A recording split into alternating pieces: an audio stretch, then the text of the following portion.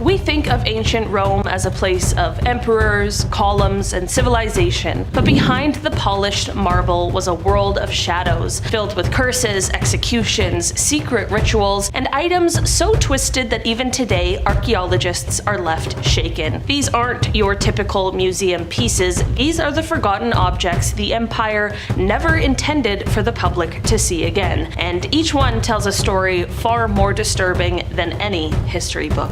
These weren't prayers, they were handwritten spells of destruction. Discovered at the sacred site of Accae Solis, modern-day Bath, England, were over 100 lead curse tablets thrown into a Roman temple spring. People would scratch angry, revenge-fueled messages onto these thin sheets, then toss them into the water in hopes that the gods would do their dirty work. One tablet reads, "To the god Solis, I give the person who has stolen my cloak. May he be unable to sleep or eat until it is returned."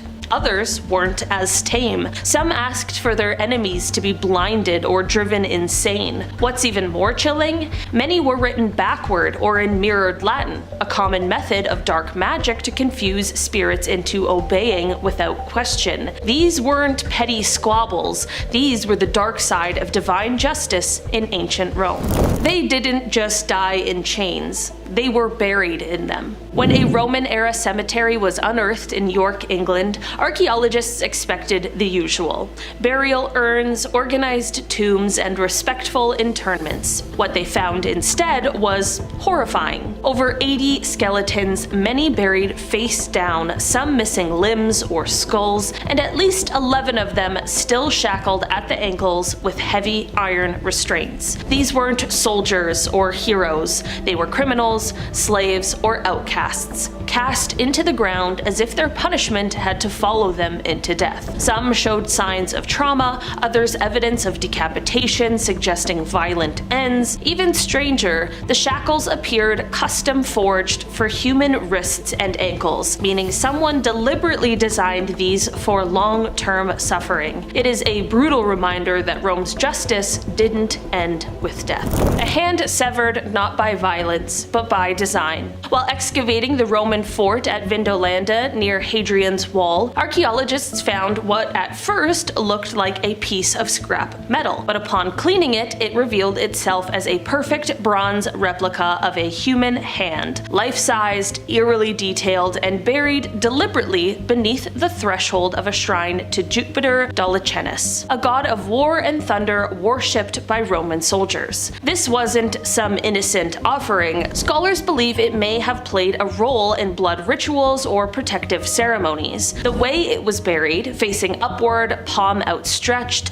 suggests a symbolic gesture, possibly welcoming or warding off spirits. Whether it represented sacrifice or protection, the hand's presence still puzzles experts, and many believe it had a far darker function than we'll ever know. Beautiful on the outside, deadly on the inside. Buried in the ash of Mount Vesuvius's wrath, archaeologists exploring Pompeii uncovered a deceptively elegant gold ring, but inside the band was a tiny hollow compartment, perfect for storing poison. These so-called venom rings were often used by political assassins or desperate lovers, allowing the wearer to discreetly drop toxins into drinks or food with a subtle flick of the hand. The fact that this ring survived the catastrophic eruption is eerie enough, but the real question is, who wore it?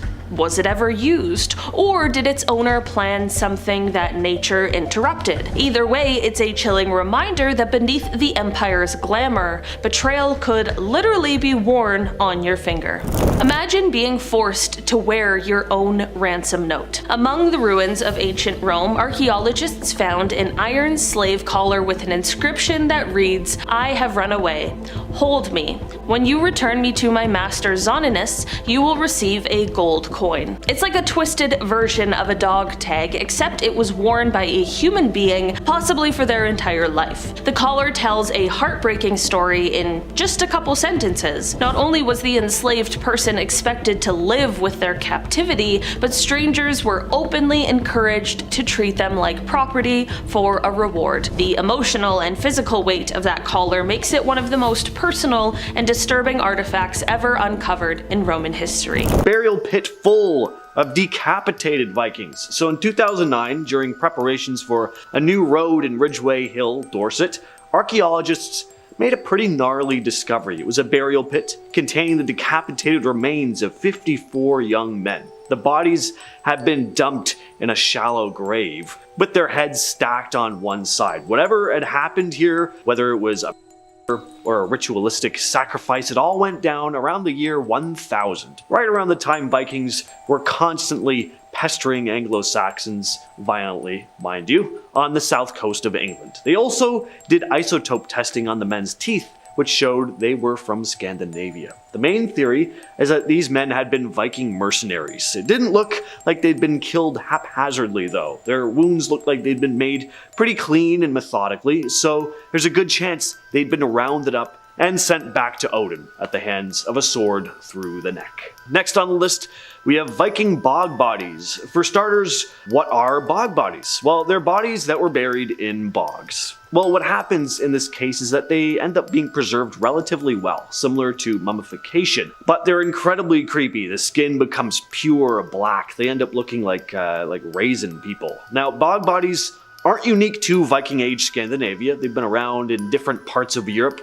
But in the case of the Vikings, it looks like they buried some folks in bogs intentionally, possibly sacrificially or as a form of punishment. One story goes that King Harald Bluetooth of Denmark drowned the Norwegian queen Gunhild in a bog after tricking her into coming to Denmark with the promise of a marriage alliance. There have also been a number of Viking Age bog bodies found with pretty gnarly wounds, showing that they had pretty agonizing deaths, and some researchers have said that this could be evidence of this type of burial being reserved for terrible criminals or unhonorable members of society. Next on the list, we have another mass grave, but this one ups the ante. We don't just have 54 dead Vikings here, we have over 250, well, 264 to be exact. So much freakier.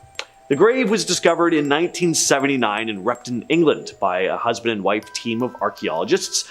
It was a bunch of Viking graves. They were digging around a church and found a pile of bones that turned out to be from the time when the Vikings were causing complete chaos in England. This was a big deal because it confirmed that the Vikings had been there wreaking havoc, like they did.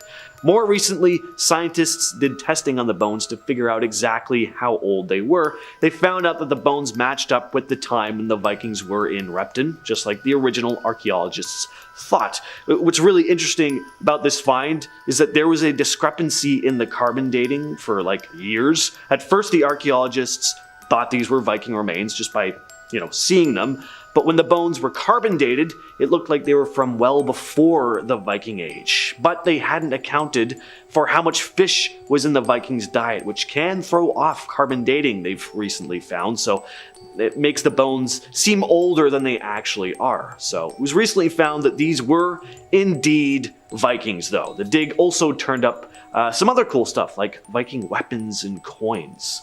Next, we have the remains from St. Brice's Day. In 2008, the remains of over 30 fighting age men were found buried in a mass grave during an excavation at St. John's College, Oxford. They were believed to be Danes, some of the victims of the St. Brice's Day. Pretty dark day in English history. It happened on November 13th in the year 1002. The King of England at the time, Athelred II, also known as Athelred the Unready, not because he was always late, but because he just wasn't great at ruling, a lot of people thought. Well, he got really worried about all the Vikings hanging around in England at the time. The story goes that he was told that the Danes were going to take his life and then take over his kingdom. So he handled things. He came up with a plan, just kill all of them. All the Danish people living in England, just like Frieza did with the Saiyans. And there were a fair number of Danish folks living in England at the time. So on that day, all across England, Danish men were attacked and killed. Next on the list, we have Andvari's Cursed Ring. So this thing is straight out of Norse mythology, so a bit different than most of the stuff on this list, but the story is pretty fascinating and strange, like a lot of ancient mythology is. So Andvari was a dwarf who lived under a waterfall. He also had the power to shapeshift into a fish, specifically a pike. He had this magical ring, the source of all his power and wealth. But Andvari, while in fish form, got trapped in the Norse god Loki's net. He'd been catching fish, but was pleasantly surprised when one of the fish turned into a dwarf and had a nice ring on one of his digits. Loki ended up swiping the ring from him. He needed the ring to pay off a debt after accidentally killing one of the Dwarf King's sons, who'd taken on the form of an otter. Andvari then placed a curse on his ring, that whoever possessed it would be cursed with misfortune and ultimately meet a pretty grim fate. Well, Loki gave the ring to the Dwarf King Redmar to make amends, but it turned out that Andvari was also one of Redmar's sons. Not knowing the ring was now cursed, tragedy befell pretty much his entire family. His sons became greedy for the ring and all met pretty grim fates once they got their hands on it. I'm summing things up, of course. This story would be the length of the entire video if I went into every detail, but this story probably does sound a bit familiar. Yes, it is one of the many pieces of ancient mythology that inspired Tolkien when writing Lord of the Rings. 30 skeletons, no records, and no mercy. Underneath the Basilica of St. John in Ephesus, Turkey, Roman-era ruins revealed a pit of bodies. At least 30 men, women, piled on top of each other, some decapitated, others with shattered bones. What's bizarre is the lack of context. No tomb markers, no formal burial, no signs of mourning, just bodies hidden beneath sacred ground. Some scholars believe it was an act of religious persecution, others think it may have been a political purge or even a cultic mass execution. Whatever happened, it wasn't quick and it wasn't sanctioned. This haphazard way the bodies were dumped suggests someone wanted this event forgotten. Instead, it is now one of the most unnerving, unsolved Roman mysteries. In ancient Rome, even fame came with blood. Carved into the walls of Pompeii's amphitheater were inscriptions celebrating local gladiators, like a Roman version of fan accounts. One reads, "Salatius the Thracian makes the girls sigh." But alongside these adoring tributes are cruder images, depictions of savage wounds, mutilations, and even lists of kills. Some illustrations show men being impaled, others eaten alive by beasts. It's a window into the twisted entertainment of the time. These weren't just fights, they were bloodbaths cheered on by thousands. And the fact that fans immortalized these moments in stone speaks volumes about the violence Rome celebrated. You could become a celebrity in the arena, but only if you died well. A nail through the skull says one thing: someone wanted you dead. In a quiet English village near Broughton, a Roman-era skull was uncovered with an iron nail driven directly through its head. It was the first physical evidence in Britain of a Roman crucifixion or ritual execution. The placement and force weren't random, it was a targeted strike. This suggests the Romans in Britain may have used more than just the cross. It was brutal, final, and likely meant to send a message. No records survive of who this person was, but the nail remains over 1,800 years later, a rusted and permanent reminder of just how cold Roman justice could be. A cult, a god, and a hidden corpse. In 2017, excavations in central Rome led to a surprise discovery beneath a commercial building. A Mithraeum, or temple to the mysterious god Mithras. These underground temples were the meeting place of a secretive male-only cult, but in this one, archaeologists found something that didn't belong. A skeleton carefully buried beneath the altar. There are no words of who this person was or why they were buried there, but it wasn't standard practice. Some speculate it was a priest buried in honor, others believe it could have been a human sacrifice, though such rites were never openly acknowledged in Mithraic tradition. Either way, the body was meant to remain hidden until now, I guess. They didn't bury the heads, they displayed them. Near the old Roman road in Suffolk, England, a mass grave was discovered filled with decapitated bodies, all neatly lined up,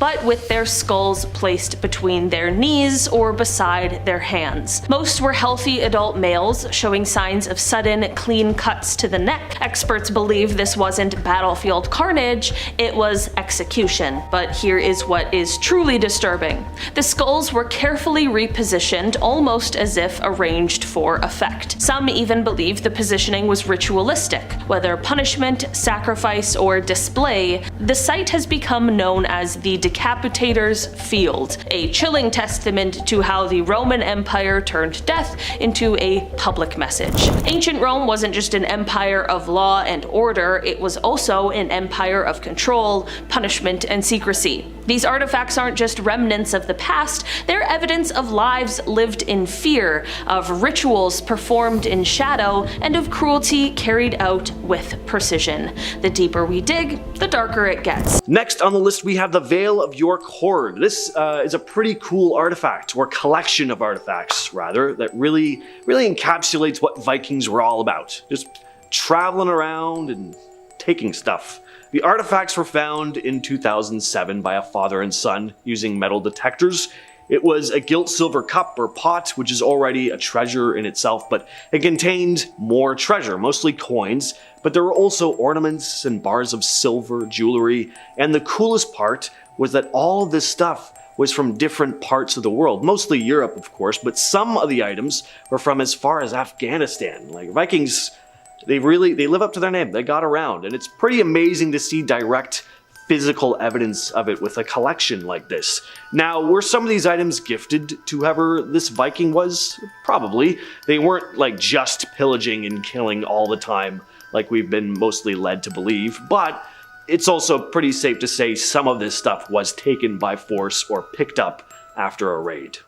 Next on the list we have Viking teeth modifications. If you were like me, the dentist is one of the worst places you can be. Having stuff poking and prodding at your teeth it just hurts, and you're looking up at that light and you feel like aliens are dissecting your body. It's just the worst. So imagine having lines and like shapes etched into your teeth. That would probably be pretty painful. But Vikings did it. It's not entirely clear why they'd modify their teeth, but we can speculate that it was to make them appear more fierce. Skeletal remains of ancient Norsemen have been dug up in Sweden and Denmark with horizontal grooves cut into their teeth. For the most part, they're just horizontal lines, but there have been other shapes found as well. Again, it's not 100% known why some of them did this, but it's said that maybe they dyed the grooves to create cool lines on their teeth, almost like tattoos.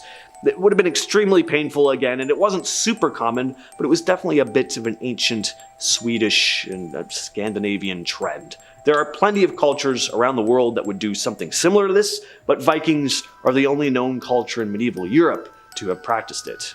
Now, I couldn't do this list without talking about Viking ships. I mean, remnants of Viking longboats have been found in various parts of Europe, and what an incredible feeling it would be to discover one of these things. Incredibly cool, but undeniably eerie at the same time.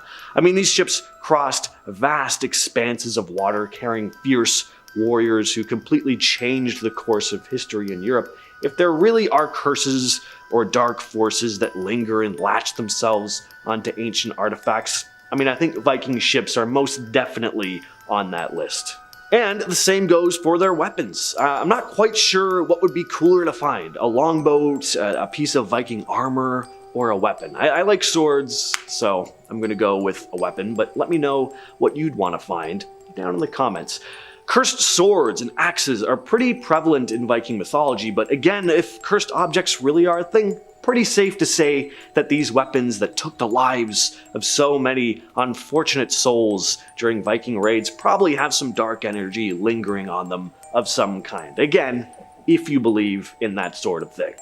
And we're finishing off today's list with Naglfar, the ship of the dead. So in Norse mythology, Naglfar is this massive ship made entirely from the fingernails and toenails of the dead, which is pretty metal. Naglfar is said to be destined for a pretty ominous purpose. During Ragnarok, which is basically the end of the world in Norse beliefs, Naglfar is supposed to set sail. It's helmed by the giants, who are the enemies of the gods, and when Naglfar sails during Ragnarok, it's a sign that things are about to get very chaotic and apocalyptic. The idea of a ship made from nails might sound pretty strange, but in Norse mythology it's all about symbolism and like just dramatic imagery. Naglfar represents this looming threat, this unstoppable force that signals the coming of Ragnarok and the ultimate showdown between the forces of good and the forces of evil. But a ship made of the fingers and toenails of the dead that sets sail at the coming of the apocalypse, that's about as cursed as it gets, I think. We have Yonaguni Formation, also known as Japan's Atlantis, discovered in the 1980s just off the coast of Yonaguni Island in Japan. The formation is a massive underwater rock structure coming in at more than 50 meters, 165 feet long, and 20 meters, 65 feet wide. Some people have speculated that the monument is the lost city of Lemuria, the home of the lemurs, which is argued to be at least 5,000 years old. On the other hand, though, many scientists maintain that the structure occurred naturally, shaped only by the currents of the ocean. Personally, I just can't get behind that. I mean, this thing has steps, and the last time I checked, erosion doesn't create such sharp angles. It should be noted, however, that this thing is made out of solid rock and not bricks, so to carve it all out and to shape it into what it is today would have taken the peoples of Lemuria hundreds of years to do. So what do you guys think? Let us know. Next up, we have an ancient shipwreck in which a 15-meter, 49-foot boat was discovered, which is estimated to have sailed over 2,000 years ago for the Roman Empire. The discovery, which was made in October of 2014 off the coast of Italy, is believed to have either been a merchant ship or a military vessel. Regardless of what it was though, one thing is for sure, it must have been packed with olive oils and fine wines, as the area in which the wreck was found was absolutely littered with hundreds of terracotta pots that would have been used to store such delicacies at the time. The ship is estimated to have been an active transport vessel making its way back and forth between Rome and Carthage way back in 218 to 210 BC. Next on the list, we have a series of ancient Egyptian artifacts discovered in the area in which the Nile River flows into the Mediterranean Sea. The discovery, which was made by Frank Goriot in 2000, included 250 ancient artifacts, two of which were enormous granite sculptures, one of a pharaoh and the other of an Egyptian god, Hapi, spelled H-A-P-I,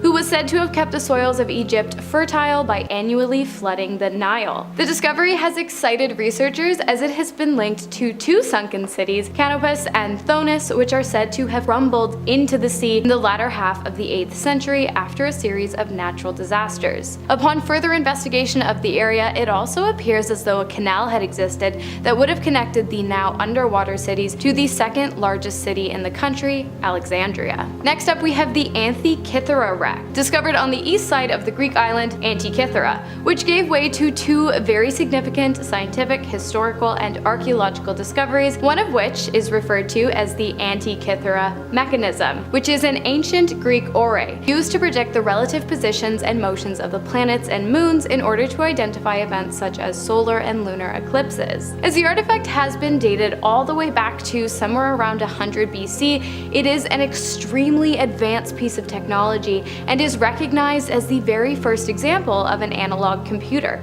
The second rare find made at the wreck site was none other than a human skeleton. And the reason this is so incredible is because of the fact that human remains are almost never found at the site of shipwrecks, especially ones this old, due to scavengers, ocean currents, and natural decomposition, making the body disappear. Finding the 2,000-year-old skeleton buried under ocean sediment gives scientists an opportunity to push the boundaries of ancient DNA analysis and provide information about both heritage and ancient diseases. Alright guys, I'm gonna say something, but I need you to be mature, okay? Because next on the list we have an underwater temple, the remains of an ancient lost city located in Lake Titicaca. Get over it. The remains were discovered in 2000 by an international archaeological dive team along the border of Bolivia and Peru at an estimated depth of 281 meters, around 929 feet. The temple is estimated to be between 1,000 and 1,500 years old,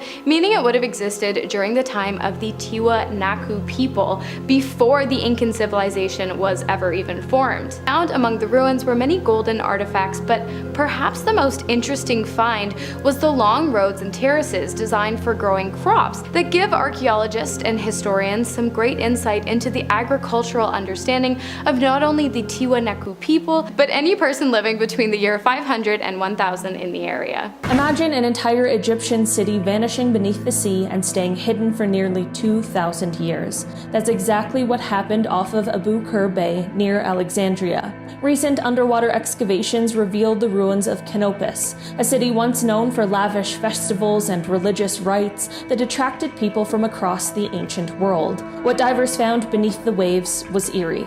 There were massive stone statues lying headless on the seafloor, coins scattered across the sand, marble figures with limbs missing, and even carved docks and warehouses that looked like they were abandoned in a single moment of chaos. Archaeologists believe earthquakes and tsunamis swallowed the city whole, locking away its treasures for centuries. Even today, many of the relics remain too fragile to move. They sit underwater, preserved but out of reach, like a time capsule of disaster. It's disturbing to realize that a place once filled with music, rituals, and life now rests silent in the dark, its secrets still locked away from the public. In 2008, archaeologists digging in the ruins of Akhenaten, in the city built by the pharaoh Akhenaten, found a tiny object that didn't look like much. It was a whistle carved from the toe bone of a young cow. At first, it was catalogued and quietly stored away, but when researchers finally re-examined it years later, they realized that it was over 3,300 years old and was far more unsettling than it seemed. This wasn't a toy. It was likely used by a guard or police officer to control access to the sacred tombs being built nearby. Replicas proved the whistle made a sharp, piercing sound, the kind that could stop workers in their tracks. What makes it disturbing is the glimpse it gives us into the control and surveillance that existed even in the ancient world. A simple bone whistle, hidden in storage for years, turns out to be the echo of authority and fear in one of Egypt's most sacred places. In the 1800s, archaeologists began unearthing mummies in the Fayum region with something highly unusual: incredibly lifelike painted portraits covering their faces. Unlike the stylized, stiff art of ancient Egypt, these paintings looked almost like photographs. The eyes were hauntingly realistic, the expressions deeply human, but what disturbed experts most was that some of these portraits looked like they belonged in a modern art gallery rather than on 2,000-year-old mummies. Imagine a delicate hat made of organic stuff, surviving thousands of years just because it was forgotten in storage. This is the story of a sun hat found in Ilahan in the Fayum region in Egypt back in 1888. It's dated to be between 2,100 and 2,400 years old, so roughly from the Greek or Roman period in Egypt. Experts believe it was likely worn by a Roman soldier or someone under Roman influence adapting to the Egyptian climate. What makes it disturbing or eerie is how fragile textile artifacts usually are. Most textile pieces decay very quickly unless the conditions are perfect. This hat survived because the ground was very dry. But for over 115 years, it was just in storage at Bolton Museum in the UK, almost completely out of sight. Its survival seemed almost miraculous, not because it had supernatural properties, but because of how unlikely it was that something so perishable would continue to exist. And now, it is finally on display. In the late 19th century, archaeologists working in the ancient Egyptian city of Oxyrhynchus discovered an enormous collection of papyrus manuscripts buried in the sand. We're talking hundreds of thousands of fragments. Among them were poems, lost plays from ancient Greece, and even religious writings that never made it into the Bible. What disturbed scholars most was how many of these texts contradicted what we thought we knew about the ancient world. Some writings hinted at secret rituals, while others contained stories that were simply too strange to classify. The sheer volume was overwhelming, and for years, most of the collection was hidden away in storage at Oxford University. Even today, researchers estimate that less than 10% of the papyri have been translated, meaning countless secrets are still locked away. And next we have, surprise, another underwater city. Specifically, the underwater city of Port Royal, located in Jamaica and commonly referred to as the Sunken Pirate City. The area is known to be one of the most wicked places on Earth due to the fact that at one time it was completely overrun by pirates who pillaged the town, causing chaos, destruction, and devastation. Once considered the most important trading post in the New World, the city fell to the seas at exactly 11:43 on June 7th in 1692 due to a massive earthquake which was quickly followed by a gigantic tsunami. The city sunk in less than 2 minutes, and it is the only known sunken city in the Western Hemisphere. Next, we have a 900-year-old Crusader sword recovered from the Israeli seafloor off of the coast of northern Israel in 2021. Not by scientists or historians, but rather a recreational diver who decided to take a solo dip in the country's temperate waters, which I do not recommend, by the way. If you go diving, please bring a buddy. Although the iron artifact was found covered in corals and shells, its shape was a dead giveaway to Shlomi Katzin, who knew it had to be something cool. Katzin turned the item over to experts who used an advanced X-ray machine that allowed them to view the item beneath its oceanic crust. Now, if you're starting to think the thick layer of ocean sediment, corals, and shells has become a bit of a nuisance in the process of recovering, identifying, and presenting this sword, you should know that this layer is the only reason for the sword being around today, as without it, the iron would have dissolved hundreds of years ago and there would have been no sword to find. Hold on to your heads because this next one is one. A bronze one, that is. Think about it. Now think about the fact that you're thinking about it. It's a philosopher's head. Well, a statue of one. Presumably Pythagoras of Samos. And why does that name sound familiar? Well, because a squared plus b squared equals c squared, and the square root of a squared plus b squared equals c. But let me stop torturing you with math and we can get back to the square root of this discovery. The head, which was determined to have been forged during 500 BC, was discovered off the coast of Sicily in Italy, but it is said to have belonged to the Greeks. This discovery has raised many questions about how it came to be washed along the shores of the Italian region, and researchers are now keeping a close eye on the area in hopes of discovering more ancient artifacts like this one. And that brings us to New Jersey's mysterious underwater locomotive graveyard, discovered in 1985. The two engines were found at a depth of about 27.5 meters, 90 feet, and are believed to be over 100 years old. The locomotives were identified as Class 222T, which apparently is super rare, as they usually remain in train yards and are hardly ever used for transportation. So how did they go from not leaving the lot to ending up in the ocean? We have no idea, as there are zero records regarding their disappearance. Some researchers believe that they were lost at sea while being shipped from Boston to New York, perhaps due to a treacherous storm or high waves, but again, no records. Not only that, but the way in which the engines sit, one directly behind the other as if they were making their way down a railroad track, has left historians just downright confused about the discovery. And in the #1 spot, we have Queen Anne's Revenge. Some of you guys already know this, but I grew up pretty close to where the Pirates of the Caribbean was filmed, so I'm super excited for this one, as the Queen Anne once belonged to the most infamous pirate who ever lived, Blackbeard. And no, he's not just a character from the franchise. Blackbeard, whose real name was Edward Teach, lived between 1680 and 1718 and was based in none other than Port Royal. In 1717, Blackbeard got his hands on a Bristol-built ship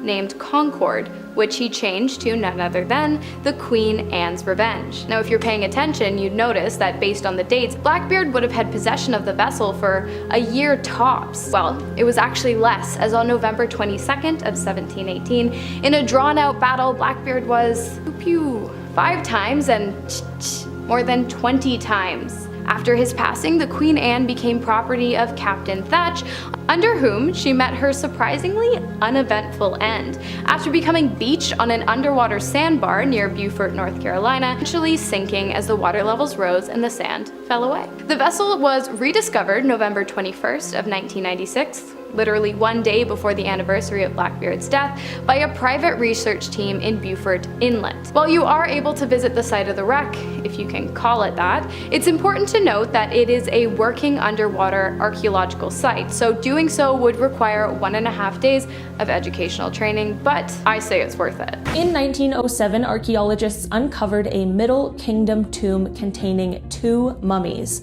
At first, the discovery seemed ordinary, but when researchers examined the remains, remains, they found something shocking. The mummies were preserved with extraordinary care, but their DNA revealed that they weren't actually brothers by blood. One was of Egyptian descent, while the other had Nubian ancestry. Their lavish burial together in a tomb meant for close relatives challenged long-held assumptions about Egyptian family structures and identity. The unsettling discovery suggested that ancient Egyptians may have deliberately blurred the lines of kinship, perhaps for political or ritual reasons. The artifacts from the tomb were quietly kept from the public for decades, as the findings didn't fit the clean narrative of Egyptian history being taught at the time. In the Cairo Museum, hidden away from display for years, is a mysterious carved stone slab covered in what some researchers claim looks like a map. It was nicknamed the Dashka stone. The strange part? Some believe the lines and patterns on it resemble river systems and geological features of Egypt that would not have been known thousands of years ago. Even more disturbing, a few claimed it even shows areas that could only be mapped with aerial knowledge. Mainstream Egyptologists insist it's just decorative or symbolic, but the controversy around it led to the artifact being locked in storage rather than displayed to the public. Whether it's an ancient oddity or evidence of forgotten knowledge, the fact that it's rarely studied makes it all the more mysterious. Discovered in the late 1800s at the site of Akhenaten, the Amarna letters were clay tablets written in cuneiform that documented correspondence between the Egyptian pharaohs and other rulers of the ancient Near East. At first glance, they look like routine diplomatic texts, but a closer reading revealed something deeply unsettling. They contained desperate pleas from vassal states begging Egypt for military aid, warnings of invasions, and even references to mysterious groups like the Hibiru, often linked to early Hebrews. These records painted Egypt not as an invincible empire, but as a kingdom struggling to maintain control. The fragile image of ancient Egypt as unstoppable was shattered, and for years, many of these letters were hidden away in archives. They revealed a far more chaotic and vulnerable world than people were comfortable admitting. In 1954, archaeologists found a massive cedarwood ship buried at the foot of the Great Pyramid of Giza. It was sealed in a limestone pit and perfectly preserved for over 4,000 years. At first, it seemed like a stunning treasure, but the more experts studied it, the stranger it became. The ship was fully functional, large enough to sail, yet there was no evidence it had ever touched water. Instead, it appeared to be a symbolic solar bark meant to carry Pharaoh Khufu into the afterlife. What disturbed some researchers was the craftsmanship. The ship was built with incredible precision, using a construction method that seemed far too advanced for its time. The discovery was so strange that for years the boat was hidden from the public, only restored and displayed decades later. Even now, many of its mysteries remain unsolved. In 2015, archaeologists announced the discovery of an underground tomb in Abu Sir that they believed was dedicated to the god Osiris. The tomb included a large central shaft leading to a chamber with a black sarcophagus surrounded by smaller burial chambers. The layout was eerily similar to ancient descriptions of the mythical tomb of Osiris himself. Some scholars dismissed the connection as symbolic, but the imagery inside was disturbing. There were carvings depicting demons, protective deities, and scenes of resurrection. The sarcophagus was empty, but the fact that the tomb matched so closely with myth raised unsettling questions. Was this just a symbolic temple, or had someone once been buried as a living embodiment of Osiris? For years, the site was closed to the public, accessible only to researchers.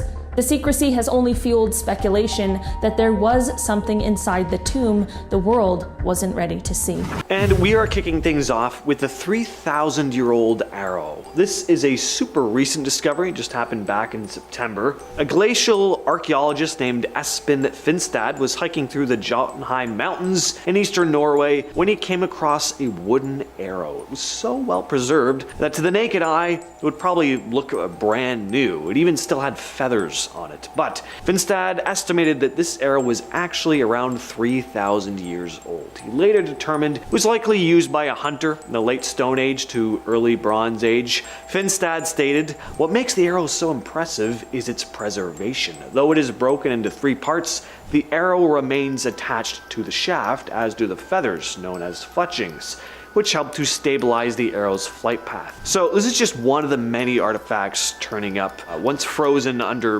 thick layers of ice, not just in Norway, but in cold climates all around the world as glaciers continue to melt. If you are enjoying our content so far, if you're new here, hit that subscribe button and don't forget to leave your thoughts, your comments, complaints down below. I'll usually read them. At number 9, we have Mummy Juanita. Mummy Juanita, also known as the Ice Maiden or Lady of Ampato, is an exceptionally well-preserved mummy of an Inca girl which was discovered in 1995. The mummy was found on Mount Ampato, a dormant volcano in the Andes Mountains of southern Peru, by anthropologist Johann Reinhard and his team. Mummy Juanita is believed to have lived during the Inca Empire, making her one of the best preserved ancient bodies ever found. She was approximately 12 to 14 years old at the time of her death. The mummy was found at an altitude of about 20,600 feet, and her discovery was kinda accidental. Reinhard and his team were actually on a mission to recover another Inca mummy when they stumbled on her in a crevice. She was wrapped in several layers of colorful textiles and buried with various offerings, including ceramic and metal objects, food items, and small statues. She was probably sacrificed as an offering to the Inca gods. The mummy is currently on display in the Catholic University of Santa Maria's Museum of Andean Sanctuaries in Peru. So get over there immediately. Tap on her glass encasing and tell her Uncle James said hello. First person in the comments to do that will receive a wink emoji from me and a $10 gift certificate to Walden Books. Number 8, the Mammoth Mummy. No, this is not a giant-sized human mummy. That would be pretty awesome. This is pretty awesome too, but it's a mummified woolly mammoth. In 2010, a team of Russian scientists found a well-preserved mammoth in Siberia, later named Yuka. She was a young mammoth, about 6 to 8 years old, and lived around 39,000 years ago. Yuka's body was in really good shape. Its body measured about 2.5 meters in length, and it was remarkably intact, with her trunk, bones, some of her flesh, hair, and even eyes still preserved, making her one of the most well-preserved mammoth specimens ever found. It's pretty incredible to see, not that I've ever seen it in person, but based on pictures and video that I have seen of it, crazy how well preserved it is. Finding a dinosaur in this condition would be absolutely unreal. Anyway, they think she might have fallen into a mud pit or drowned, which helped to preserve her so well. People probably butchered her for meat, as there were cut marks on her bones. Scientists studied her DNA to learn more about mammoths and their connection to modern elephants. Right now, Yuka is currently being held in Moscow. Next up, we have the Greenland Norse textiles. These textiles are a collection of ancient fragments discovered in 1921 in various archaeological sites in Greenland. The textiles provided insights into the types of clothing and weaving techniques of the Norse settlers who lived in Greenland during the medieval period. The sites where these fabrics were found are part of the remnants of Norse settlements in Greenland, which thrived between the 10th and 15th centuries. Fabrics discovered include woolen garments and household items. They were remarkably well preserved due to the cold and dry climate of Greenland, which helped prevent decay. The textiles had a bunch of different weaving patterns, colors, and designs that reflected the skill and artistry of the Norse weavers back in the day. It's interesting to see what their clothing looked like beyond depictions of them in ancient artwork. These fabrics have also been useful in understanding the challenges faced by the Norse settlers in Greenland and how they adapted to the harsh environment. And at number 6, we have the Kostenki 17 artifacts. The Kostenki 17 artifacts were discovered at the Kostenki site in Russia, an archaeological site known for its wealth of Upper Paleolithic finds. The artifacts discovered at the site include bone and antler tools, bone ornaments, and various artifacts made from organic materials. Archaeologists dug up a number of bone and antler tools like spear points, knives, and needles, tools that had been crafted with remarkable precision. They also found ornaments made from bone like beads and pendants. On top of that, there were plenty of hunting tools like projectile points, along with bones of animals that they had hunted. Some other notable discoveries at the site were engraved objects and fragments. These engravings often depict animals in geometric patterns, showcasing the type of artwork they would have made at the time. In July of 2014, something really interesting happened in Chhattisgarh, India. The state Department of Archaeology and Culture got in touch with the Indian Space Research Organization to look into some ancient rock paintings found in caves near Charama. The paintings are thought to be around 10,000 years old, and archaeologist J.R. Bhagat was especially fascinated with them. He believes that these paintings might show that ancient humans may have been looking to the stars and wondering about life beyond our planet. Some of the paintings depict large humanoid figures coming down from the sky, and a few of them look like they're wearing helmets or something resembling antenna. There's also a disc-shaped craft with 3 legs or maybe rays coming out from it. It's pretty hard to look at some of these pieces and not think of aliens. On top of that, there are legends of beings called the Rohilla people, or the small-sized ones, who supposedly landed in round flying objects and took people from the village, never to be seen again. Mohenjo-Daro was one of the largest settlements in the Indus Valley civilization, built around 2600 BCE in what is now Pakistan. When excavations began in 1922, when the city was rediscovered, they found skeletons scattered across the streets, many seemingly frozen in time as if they died suddenly and unexpectedly. Bodies were found intertwined, holding hands, lying unburied in the street. The question was, and still is, what caused these people to die and why weren't they buried? On top of that, the skeletons were found to be radioactive, with levels comparable to those at Hiroshima. David Davenport, a British researcher who dedicated years to studying this site, believed that Mohenjo-Daro was annihilated by a blast similar to an atomic bomb. In his words, there was an epicenter about 50 yards wide where everything was crystallized, fused, or melted. Here's where it gets even stranger. Ancient texts like the Mahabharata describe a cataclysmic event.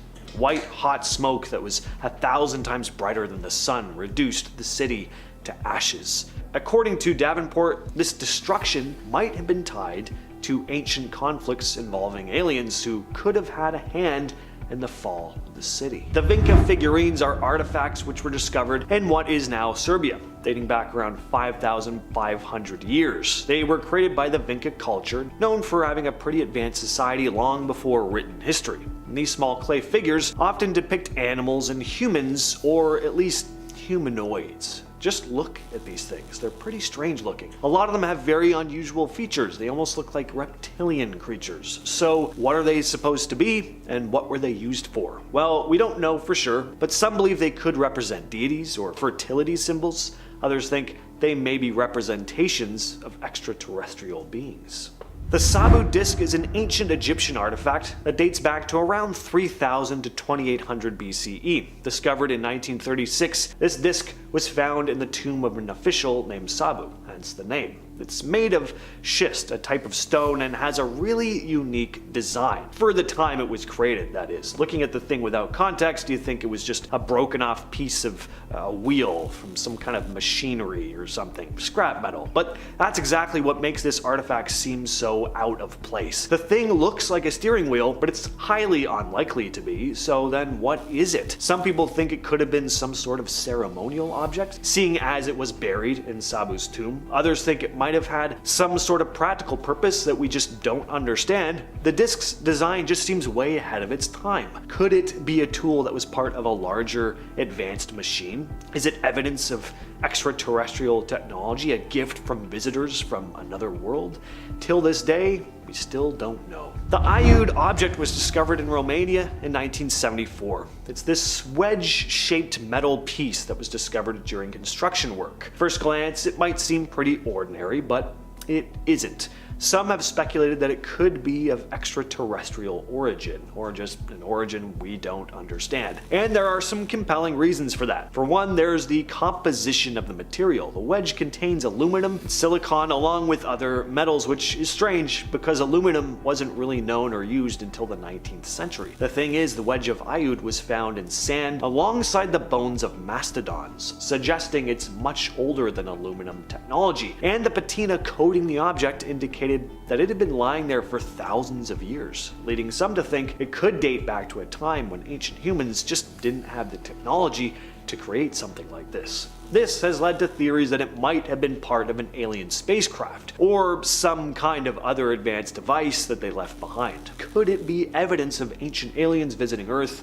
and interacting with our ancestors? Again, we just can't say for sure. A dude stumbled on a massive ancient Roman artifact in a riverbed. It was found in the gravel of the Torre River in San Vito al Torre. Arvino Silvestri was the one who first spotted the ancient artifact and alerted archaeologists. The riverbank was excavated, and the archaeologists uncovered a massive block of carved limestone, revealing it to be an ancient Roman funeral monument, weighed in at a whopping 13,000 pounds, and it was in pretty good condition. It's so big and heavy that it required an excavator for transportation. Pretty remarkable find, and quite beautiful as well. It has an intricately carved figure of Erotes on one end, holding a torch and a poppy flower. Erotes symbolized various things, including love and death. The decoration style suggested that the monument was from the high imperial era of ancient Rome, but at this point we still don't have an exact date range. At least it hasn't been released to the public yet. Again, this is still a very new find, but this wasn't all they found either. There was also a stone urn, a limestone carving depicting a man's face, and a number of bricks and tile pieces. Next on the list is what I'm just going to call the treasure trove. Now, this news just came out last week at the time of recording this video. Archaeologists in Panama unearthed an ancient burial site filled with treasures at El Caño Archaeological Park. The burial dates back between 750 AD and 800 AD and looks like it must have belonged to an elite lord. The burial revealed the remains of a high-status man who was likely between 30 and 40 when he died. Aside from bones, though, there was a whole bunch of treasure. Breastplates, belts adorned with gold, beads, intricate bracelets, earrings. There were even a pair of crocodile-shaped earrings, which is pretty cool. They also found gold-covered sperm whale teeth earrings. How extravagant is that? Not only do I have a necklace with whale teeth, but I gotta get them coated in gold too. That's not even all they found. They also uncovered bracelets and skirts made from dog teeth, bone flutes, and a bunch of pottery pieces. And on top of all the beautiful stuff this guy was buried with, he was also accompanied by a number of people who were sacrificed. He was incredibly rich, so he was just too above going into the afterlife alone. Next on the list, we have a horrifying pit of severed hands. Apparently, severed hands were a big deal in ancient Egypt. Archaeologists made a pretty gruesome discovery when they came across pits filled with severed human hands. They were found during excavations of a palace near the ancient city of Avaris. These pits contained hundreds of severed hands, neatly stacked together, and the largest pit was right in front of the throne room. Researchers believe that these hands were severed from enemies captured in battles or raids. It's not entirely clear why these hands were collected and stored, but there have been images found of soldiers trading severed hands for gold, so some speculate that they might have been offerings to the gods or simply just trophies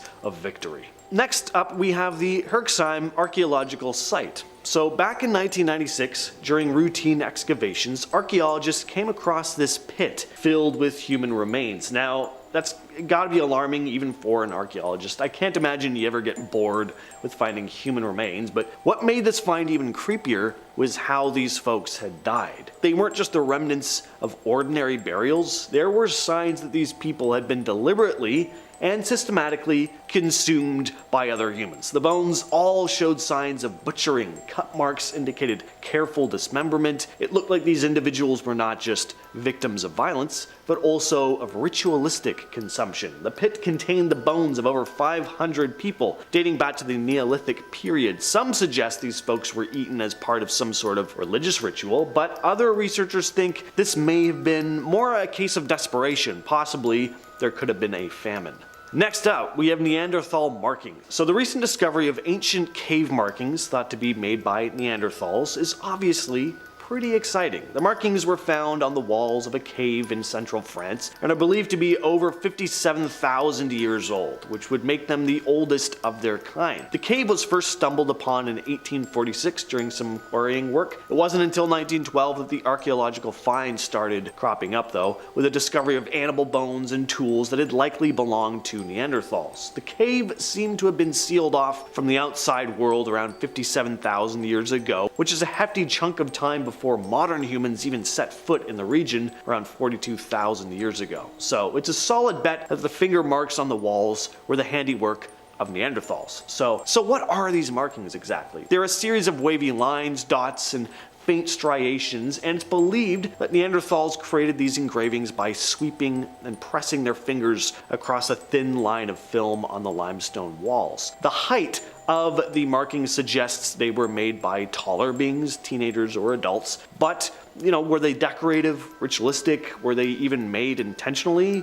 They're still not sure. This story goes back to 15th century Italy. A silver vase was given to a young bride as a wedding gift. That same night, she was found dead, still clutching it. After that, the vase disappeared for hundreds of years. It turned up at an auction in 1988. When someone opened it, there was a handwritten note inside that said, "Beware, this vase brings death." The man who brought it ignored that and was dead within 3 months. The family sold it to a pharmacist who also died shortly after, and now the thing had a bit of a reputation. People tried donating it to museums just to get it out of their hands, and every museum refused. Nobody wanted this thing. Eventually, the Italian police got involved, and since they couldn't find a home for it, they reportedly put it in a lead-lined box and buried it somewhere. Tikal is one of the most visited ancient sites in the world. Tourists go constantly to see the Maya pyramids, but archaeologists started getting sick after spending time in the deeper chambers. For a while, nobody could work out why. But when they finally tested the air and the surfaces, they found unsafely high levels of mercury. The source, the paint on the walls. See, the Maya were obsessed with the color red. It represented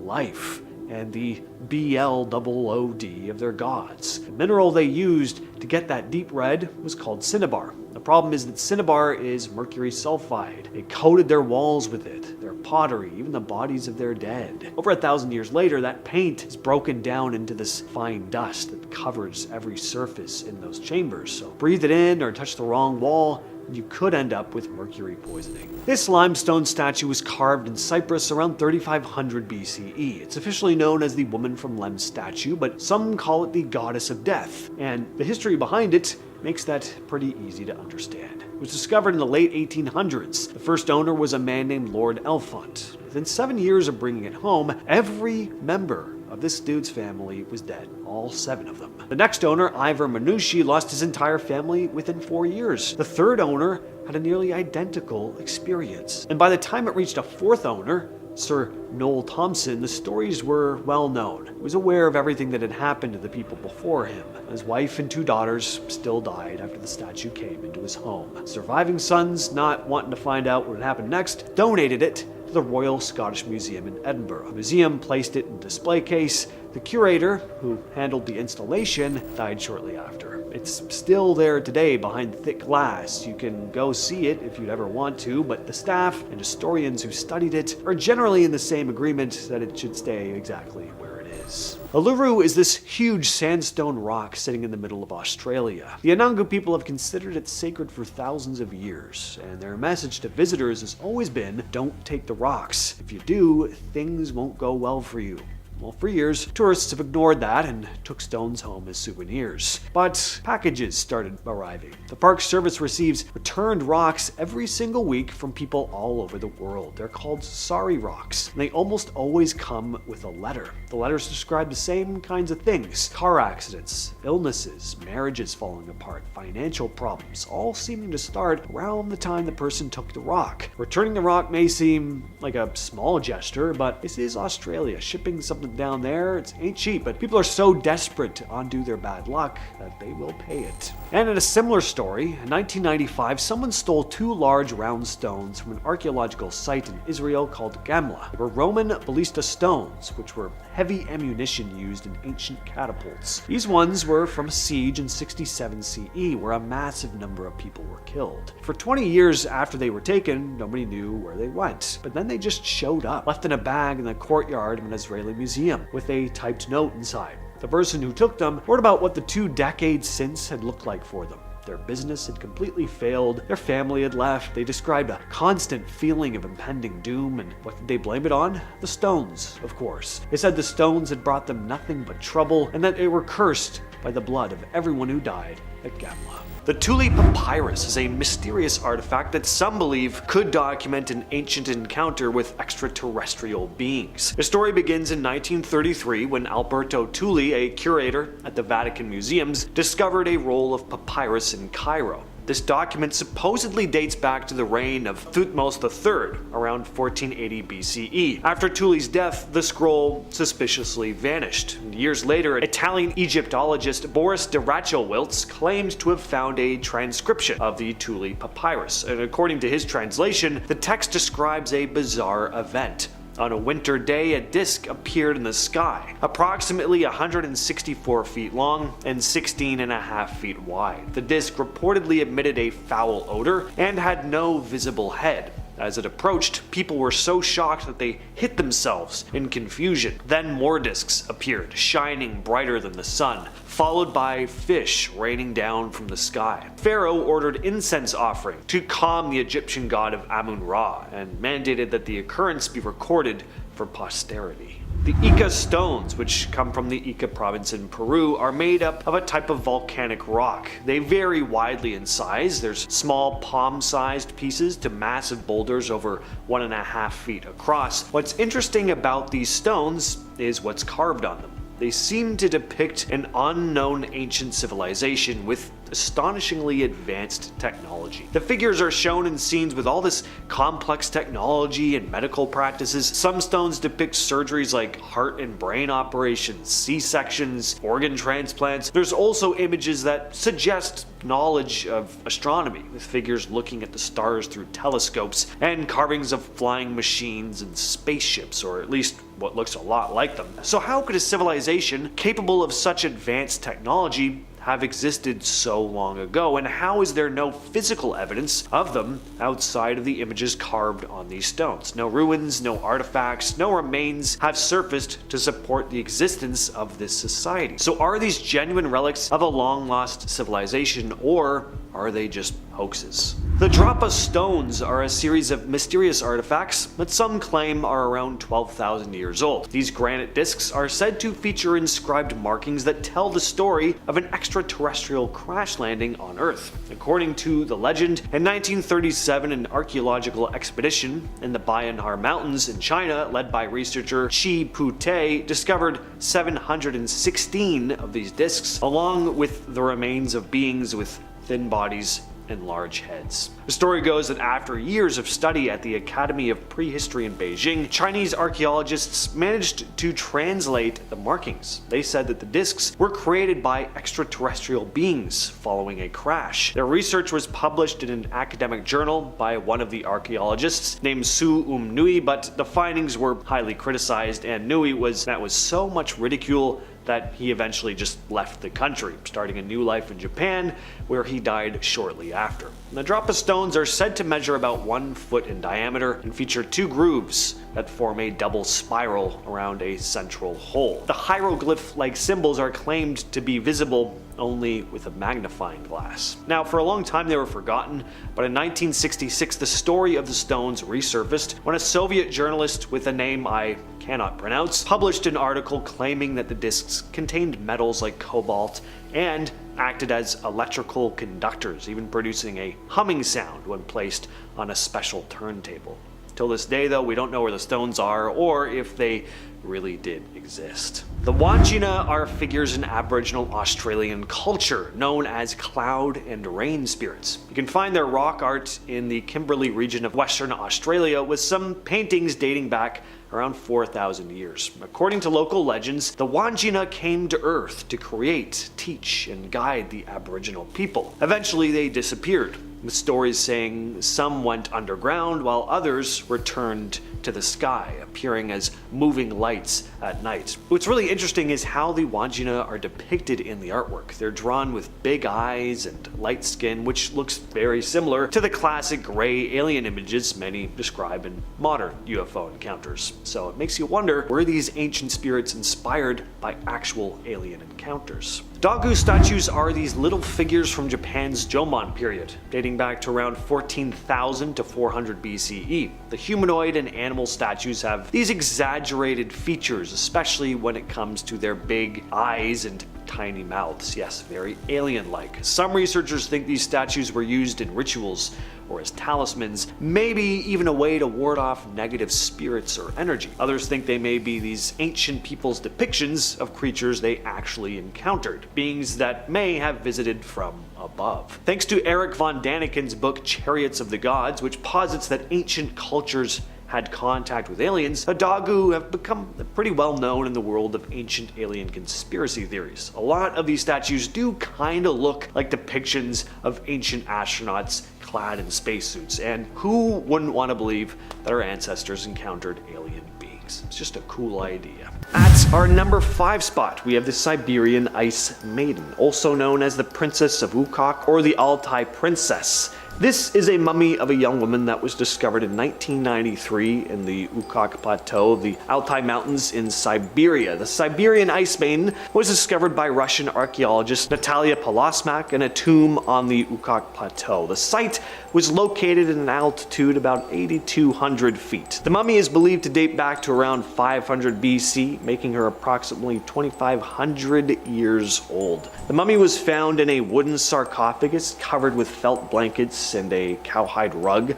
She was dressed in intricately woven garments made of wool and felt that was also adorned with jewelry, earrings, a necklace, various ornaments made of gold and other precious metal. So it's likely she held a high social status within the community. Her burial seemed to have been part of a complex ritual too, which led the archaeologists to believe she could have been a priestess or a noblewoman. Number 4, the Etherican brown bear. 2019, scientists made a pretty cool discovery in Siberia. A thousands-year-old brown bear carcass preserved in the permafrost. The ancient brown bear carcass was discovered by reindeer herders. It was incredibly well preserved because of the permafrost conditions, which prevented decay. The carcass dates back approximately 3,500 years, placing it in the late Bronze Age. This age estimation was made through radiocarbon dating, a technique used to determine the age of organic materials based on their content of carbon-14 isotopes. Next on the list is Kwede Dan Shinichi, which was the name given to a remarkably well-preserved body discovered at Tachanshini Alaska Provincial Park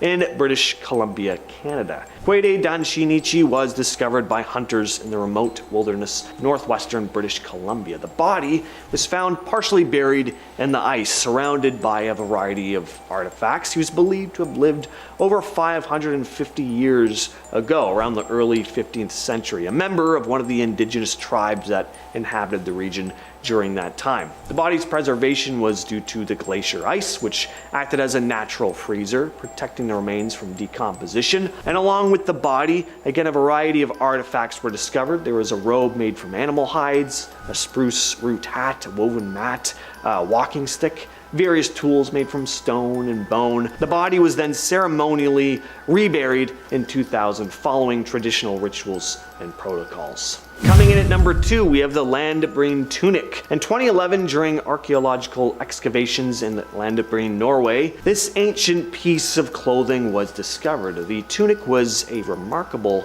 archaeological find, revealing more information about ancient Norse clothing and textile techniques. The Landbreen site in the mountains of Norway was once frequented by travelers during the Roman Iron Age, approximately approximately 300 to 500 AD. Because of the ice and snow in the region, many artifacts, including textiles, have been incredibly well preserved. And the tunic, it's made of wool, dates back to around 230 AD. It's a tunic-style garment with a natural brown color, a simple design. It has a twill weave, a pattern commonly used in textiles in that era. Just think of how much of our clothing, by the way, is going to be left behind after we eventually leave Earth or go extinct, let alone all our other crap. We churn out so much stuff on a constant basis, more so than at any point in history. I think finding stuff from this era is going to be so common in the future that it'll be more of a nuisance rather than a remarkable find. Finally though, taking that #1 spot is Otzi the Iceman. Now, why is this #1?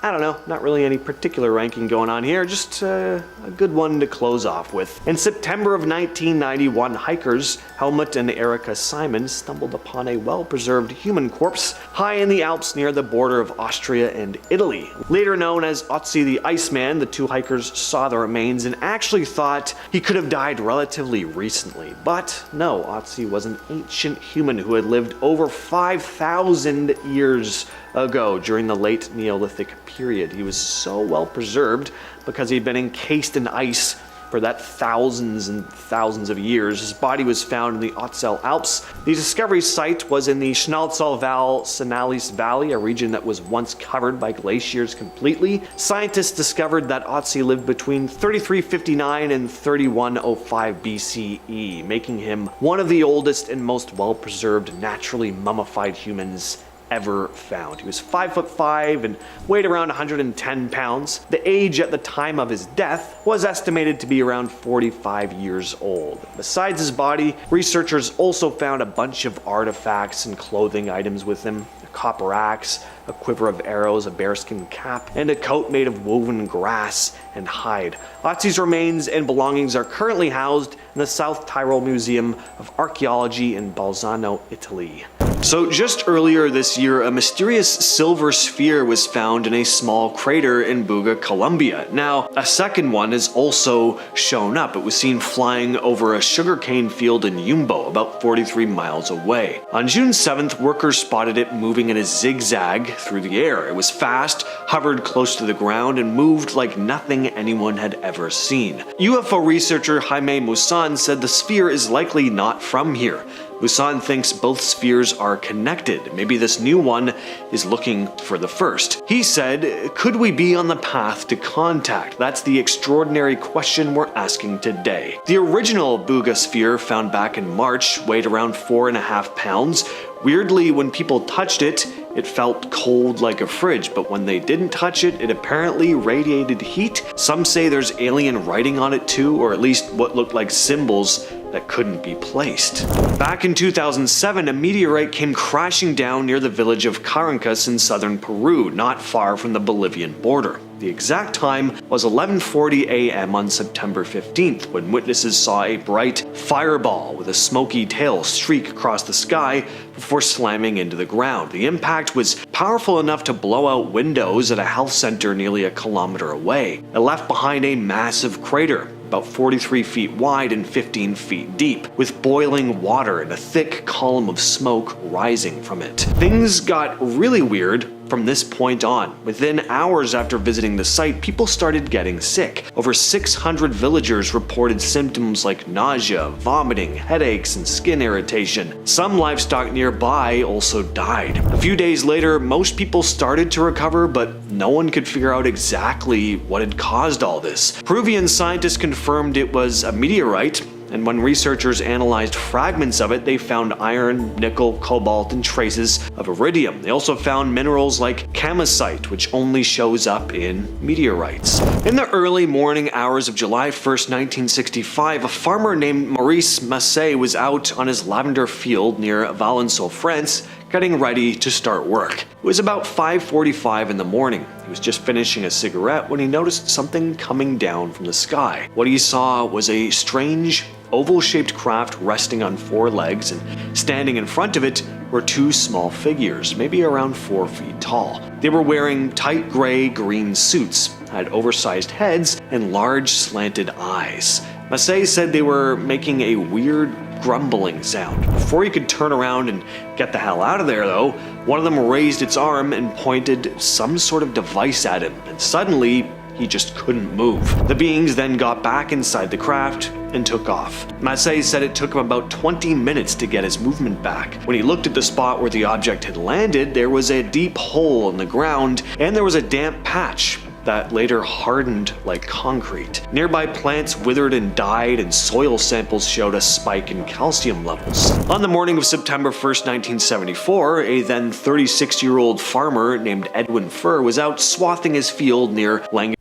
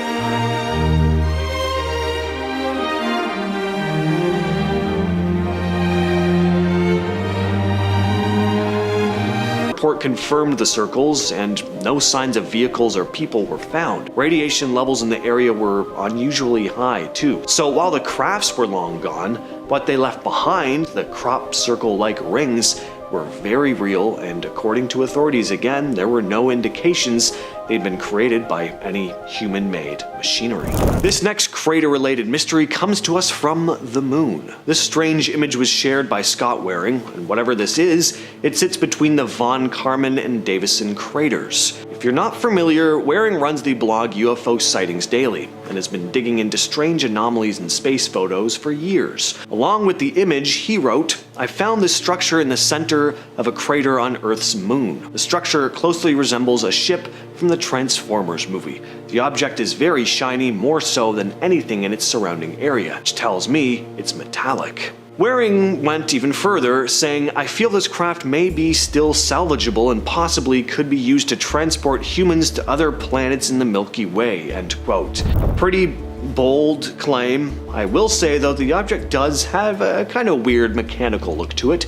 It's got angles and grooves that make it look different from the stuff around it. Is it just a rock with a cool shape? Maybe, but Waring sees more, and if he's right, I'd be pretty excited about it. In our number 10 spot, we are talking about the High Andes discovery. High in the Andes, nearly on the border between Argentina and Chile, archaeologists uncovered 3 remarkably preserved individuals who belonged to the Inca civilization. Their garments, adorned with intricate designs, still looked surprisingly vibrant, and their braided hair remained perfectly intact despite the passage of centuries. The frigid mountain environment acted like a natural time capsule, keeping these figures in a near pristine state, complete with calm facial expressions that give little hint of the ceremony they likely took part in. Experts believe a sacred rite called Capacocha may explain their mountaintop resting place, though precisely why they were selected and what the full ritual entailed continues to spark debate. What truly captivates observers is how these figures look so peaceful, almost as if they've just fallen asleep, despite having existed during the mid-15th century CE. This unique find offers a direct glimpse into Inca spiritual life, reminding us that some ancient cultures honored important ceremonies in ways that are both awe-inspiring and also a touch unsettling. Next up, we are talking about the Tulland Man of the Bogs. Unearthed in 1950 on Denmark's Jutland Peninsula, Tulland Man presents one of the most striking examples of a bog body preservation. He was discovered with a cap on his head and a braided cord around his neck, a detail that hints at a ceremonial or otherwise dramatic end. Yet it's his face that truly leaves a lasting impression. His closed eyes and calm expression appears as though he's simply just taking a nap. The special chemistry of the peat bog tanned his skin, giving it a leather-like quality that has kept even the faint stubble on his chin recognizable. Scientists date his life back to around the 4th century BCE, a period rich in cultural practices that often involved returning offerings to the bogs. Though theories differ on the exact nature of his final moments, the contrast between the tension implied by the cord and his tranquil appearance remains profoundly intriguing. Today, Tulland Man stands as a silent ambassador from the distant past, showcasing how entire lifetimes can just be frozen in time. Next up, we are talking about the mummies of Guanajuato. In Guanajuato, Mexico, an unassuming cemetery became the unlikely stage for a haunting spectacle when local authorities began exhuming remains in the late 19th century. Thanks to the region's arid climate, many bodies had naturally mummified, resulting in torsos, limbs, and even faces that look startlingly intact. Some appear to have wide open mouths and twisting expressions, creating an atmosphere reminiscent of a silent scream. While these dramatic poses often stem from post-mortem processes rather than real-time anguish, it doesn't diminish the unsettling effect when you see them up close. Today, the Museo de las Momias exhibits these figures, allowing visitors an unvarnished encounter with something both deeply human and undeniably eerie. Each mummy's pose and preserved clothing offers clues to daily life in 19th century Guanajuato, turning them into unintentional storytellers. Next, we are talking about the Lady of Dai. Buried over 2,000 years ago, the individual known as the Lady of Dai has astonished the archaeological community with her almost unreal level of preservation. Discovered in the Mawangdu tombs near Changsha, China, she has skin that retains elasticity, bendable joints, and organs that could be examined in laboratory condition. Researchers attribute her condition to an exceptional burial system that involved multiple layers of lacquered coffins, plus a still unidentified fluid, creating a microenvironment where decay hardly stood a chance. This Han Dynasty aristocrat, whose given name was Xin Zhu, likely led a life of privilege, evidenced by her abundant silks and luxuries surrounding her. Yet, the sense of wonder quickly gives way to a mild unease when witnessing such a vivid link to the past. It's almost as if she exists in a twilight zone between life and death. Her discovery has allowed scientists to glean unprecedented details about health, diet, and even cosmetic practices from a civilization that thrived 2 millennia ago. Next up, we are talking about the Chachilla mummies. Sitting upright in open-air graves under the scorching Peruvian sun, the figures in Chachilla Cemetery are a macabre reminder of how nature sometimes holds on to the past. Many date back nearly 1,000 years, and their preservation owes much to the bone-dry conditions of the Nazca Desert. Torn textiles still cling to skeletons, and in some cases, strands of hair drape across shoulders in a spectral fashion. With their mouths often agape and eye sockets fixed on the eternal horizon, these mummies create a stark confrontation between the living and the long deceased. Despite the initially jarring appearance, these remains have proven incredibly valuable for understanding the cultural practices of the region's ancient peoples. Grave goods, pottery shards, and remnants of clothing all lend insight into how these desert dwellers lived and honored their dead. Next, we are talking about the vampire burial of Lugnano. Nestled in a 5th century Italian cemetery, a particular burial site earned a legendary nickname. Archaeologists found a skeleton with a sizable stone placed firmly in its mouth, a practice associated with local lore aimed at preventing a rise from the grave. Nicknamed the Vampire of Lugnano, this discovery points to the depth of fear people once held about the dead possibly returning. Adding to the eerie atmosphere, researchers unearthed signs of disease, suggesting the community was dealing with a troubling outbreak that might have fueled supernatural worries. temples. Although modern perspectives see the stone-in-mouth practice as an extreme measure driven by strong beliefs and traditions, it still feels like a story straight from the pages of an old folktale. Next, we are talking about the Shagir idol. Pulled from a Russian peat bog in the late 19th century, the Shagir idol has quietly stood guard over millennia of human history. Radiocarbon dating suggests it's over 11,000 years old, making it the oldest known wooden sculpture on Earth. Rising over twice the height of an average person, this towering figure is intricately carved with geometric patterns and distinct facial features that give it a strangely commanding presence. Scholars debate its original use. Some propose it was a totem, while others guess it had ceremonial significance or was a map of spiritual knowledge. Either way, the idol's large, watchful eyes and segmented body radiate an air of mystery that transcends time. Its discovery in a bog was fortunate, as the high acidity and low oxygen in the peat prevented decay for thousands of years. Despite continued studies, the Shagir idol remains an enigma, a wordless record of a culture so ancient that it may never fully yield its secrets. Next, we are talking about the Mount Owen Moa Claw. Deep within a cave on New Zealand's Mount Owen, explorers made a discovery that feels straight out of a fantasy novel. A gigantic claw, still retaining muscle and skin, was all that remained of a moa, an enormous flightless bird that once roamed these islands. Even though the species has been extinct for centuries, the claw's condition looks alarmingly fresh, as though it belonged to a creature that passed away only recently. The moa itself stood as a formidable presence in ancient New Zealand, towering over most humans and roaming forests with little to fear, aside from local predators and environmental changes. Holding the claw in hand, or even just seeing photos, can trigger a visceral sense of time travel, bridging the gap between a lost natural world and our present day.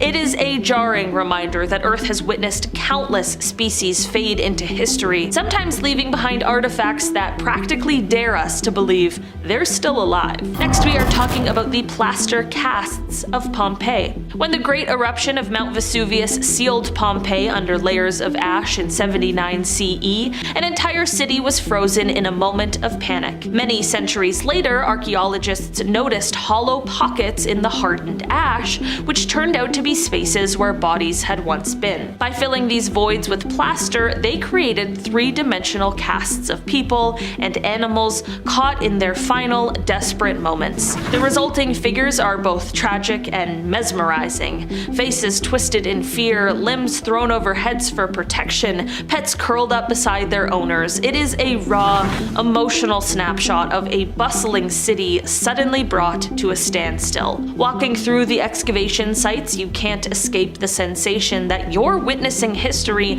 as it happened rather than as a distant concept. For many, the plaster casts serve as a powerful memento mori, a Latin phrase reminding us that death comes for everyone. And finally, in our number one spot today, we have the Siberian Ice Maiden. Hidden beneath the icy terrain of Siberia's Ukok Plateau, a burial chamber protected a figure often referred to as the Ice Maiden or the Princess of Ukok. She wore intricately crafted garments and was accompanied by 6 horses, signifying a high rank or special status in her society. Even more striking are the ornate tattoos that remain visible on her skin, depicting mythic creatures and revealing sophisticated artistry from thousands of years ago. The permafrost preservation allowed for such impeccable detail that researchers can study everything from the texture of her clothing to the pigments used in her body art. The horses by her side suggest elaborate burial customs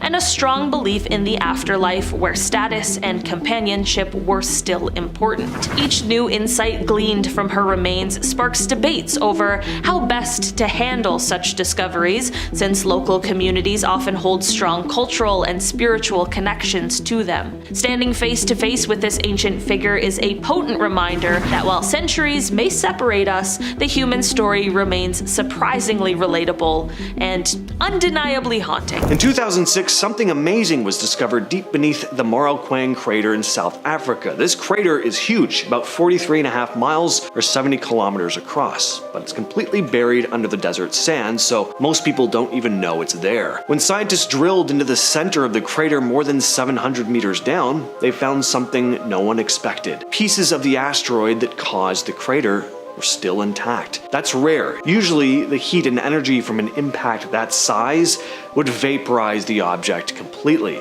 but that wasn't the case here, obviously. Some of the fragments were as big as beach balls. The discovery went completely against the idea that all impactors just disappear on contact. It means, under the right conditions, parts of these space rocks can actually make it through and get sealed inside the Earth. The Morrocoin crater is estimated to be around 145 million years old, so finding fragments of the asteroid that created it, that's pretty incredible.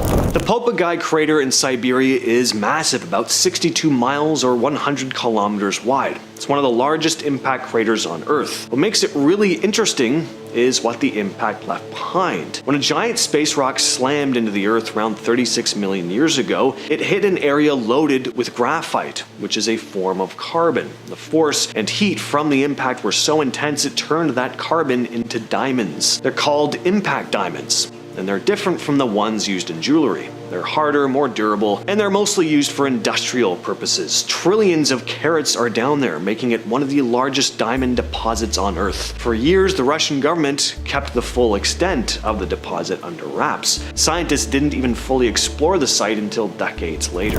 In 2023, scientists confirmed that a Bronze Age arrowhead found in Switzerland was made from metal that came from space. The arrowhead was found in the 1800s near Lake Biel, but it sat in storage until recently, when researchers decided to take a closer look. They found it had iron, nickel, and cobalt in ratios that don't match Earth rocks, but they do match meteorites. That alone was wild, but then they figured out something even more specific, that the metal probably came from the meteorite that created the Kali crater in Estonia. That crater is believed to have been formed around 1500 BCE, which lines up with the estimated age of the arrowhead. This means that over 3,000 years ago, someone somehow got their hands on a chunk of meteorite, shaped it into a weapon, and used it, possibly. It would have had to be forged and shaped with serious skill.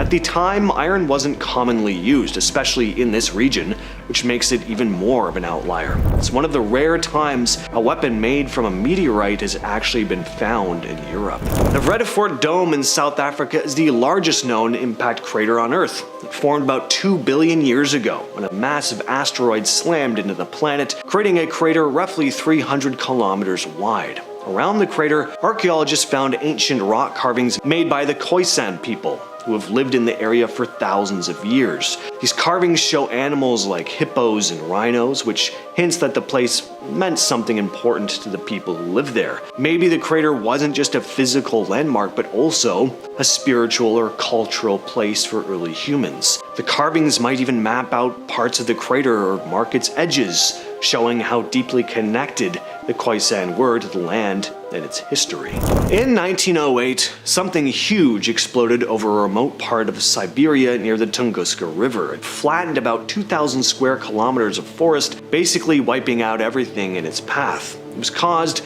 by a massive space rock that exploded in the sky. And years later, scientists digging around the area found tiny, almost microscopic spheres made of silicate and magnetite in the soil and tree resin nearby. These little beads are packed with nickel and other metals that aren't usually found in Earth's rocks, but are common in meteorites. And because the meteor never actually hit the ground intact, these spheres are some of the best physical evidence we have of what actually happened during the blast. Researchers carefully collected samples from multiple spots, and they confirmed the spheres came from the meteor's shockwave, melting and vaporizing material that then cooled into these tiny little metallic beads. Now we head back to Egypt with the discovery of an ancient Roman city in Luxor. The news about this incredible find was announced back in January of 2023. Egyptian archaeologists found a very well-preserved Roman city in Luxor, dating back to the 2nd and 3rd centuries CE. It's now been described as the oldest and most important city found on the eastern bank of Luxor by Mustafa Waziri, head of Egypt's Supreme Council of Antiquities. The archaeological team unearthed a whole whackload of these ancient structures, including residential buildings, offering insights into how people lived during that time. There were also the discovery of 2 pigeon towers used for housing carrier birds, meaning this city was very likely involved in communication networks at the time. There were also metal workshops found in the city that contained whole collections of artifacts of their own, pots, tools, and a collection of bronze and copper Roman coins. Next up, we have the 4,500-year-old tomb. This is another recent 2024 archaeological discovery. I really tried to fill this list up with new stuff. So this discovery was made about 20 miles south of Cairo. Egyptian and Japanese archaeologists stumbled on an ancient Egyptian tomb carved into rock over 4,000 years ago. I always say stumbled on, like these archaeologists are just kind of walking around and they're like, oh, it's an ancient tomb. Obviously, there's more that goes into it than that. It's just the easiest way for my brain to wrap my head around it. They stumbled on it. So anyway, the tomb was carved into rock over 4,000 years ago, dated back between 2649 and 2150 BC. The tomb contained a whole bunch of graves and artifacts from different historical periods. During their excavation, the team unearthed a bunch of treasures. There were human remains buried alongside a vividly colored mask, a burial site from the 2nd Dynasty, and an incredibly well-preserved alabaster vessel from the 18th Dynasty. In the tomb, there were also 2 terracotta statues depicting the ancient Egyptian goddess Isis and Harpocrates, along with a stela with a man's name encrypted on it, a man named Heroides. I think that's how you pronounce it. You've all heard of the Moai statues on Easter Island before, I know, but just last year, archaeologists found a new one. This new statue adds to the nearly 1,000 that have already been found on the island. This latest statue was uncovered in a dry lake bed, the only one to be found in that location. So far, anyway. The discovery was made by the organization that oversees the island's national park. Terry Hunt, a professor of archaeology at the University of Arizona, was incredibly excited about the find and described how important it is that these statues be retrieved, helping to preserve the history of the Rapa Nui people. So with how much attention and research has gone into the Easter Island statues, why was it that this one was just discovered now? Well, they're saying it's probably because of changes in the area's climate, resulting in the drying out of the lake that was surrounding the sculpture, and they're thinking it probably won't be the last one to turn up. Next, we have another exciting discovery. News about this came out just recently as well. A ton of cool artifacts were found in Brazil. And this one's pretty cool because this stuff was discovered completely by accident. This really was like stumbling on it. So there was a routine construction project going on at an apartment complex, but then construction workers came across a pretty alarming find, human bones, and then more and more stuff started turning up. There were also pottery shards, so these bones weren't recent. Turns out all this stuff belonged to an ancient civilization dating back as far as 9,000 years ago. During excavations, they found thousands of artifacts, and not only that, but these artifacts could possibly reshape the understanding of human settlement in Brazil. The site known as Rosanne's Farm was full of stone tools, ceramic fragments, decorated shells, and bones, which was excavated over the course of 4 years of intense digging. And in total, 43 human skeletons and more than 100,000 artifacts were uncovered. Archaeologists unearthed remnants of a group that existed around 8,000 to 9,000 years ago, meaning that humans moved into the region much earlier than previously believed. The leader of the excavation stated the discovery could, quote, completely change the history of not just the region, but all of Brazil. End quote. This finding may totally change the way we look at the timing and the roots of human migration into the Americas from Asia, which is pretty cool. And we're finishing off the list with the finding of a mysterious Anglo-Saxon artifact, again just in January of this year, in Langham, England. A treasure hunter made a pretty cool discovery with a metal detector. It was a small artifact made of gilded silver. It was just under an inch in diameter and 0.3 inches in height. Apparently it dates back to the 8th century. It also has an image of an animal engraved on top, along with Celtic knot-like patterns. Not entirely clear what the object is. The Portable Antiquities Scheme, who are responsible for recording finds like this, noted the thing is similar to other items discovered in the same time period, but this one stands out because of its size and its design. design. Historian Helen Giak speculated that the spiral pattern on the artifact looked a lot like Celtic designs, and that the animal depicted could be a horse. Definitely what it looks like to me as well. Deep under the pyramid of the Feathered Serpent in Mexico, archaeologists spent years painstakingly clearing a sealed tunnel. In 2015, they hit something they were never expecting to find: a massive deposit of liquid mercury sitting at the end of the corridor. A shimmering metallic pool that had been designed to look like a supernatural river. The lead archaeologist, Sergio Gomez, immediately went on the record warning that nobody should be near this stuff without full-body hazardous material suits and respirators. Liquid mercury is a neurotoxin that emits these odorless vapors that'll destroy the nervous system. If you breathe it in, you're looking at permanent brain damage, tremors, and eventually a complete system shutdown. So why was this here? The theory is that the ancient people of Teotihuacan used the mercury to represent an underworld river, creating a kind of forbidden zone for the living. Because the tunnel was sealed for nearly 1800 years though, the concentration of toxic fumes inside was lethal. Even today, the excavation is strictly controlled because the soil is just saturated with the metal. Next on the list is the Delhi Purple Sapphire.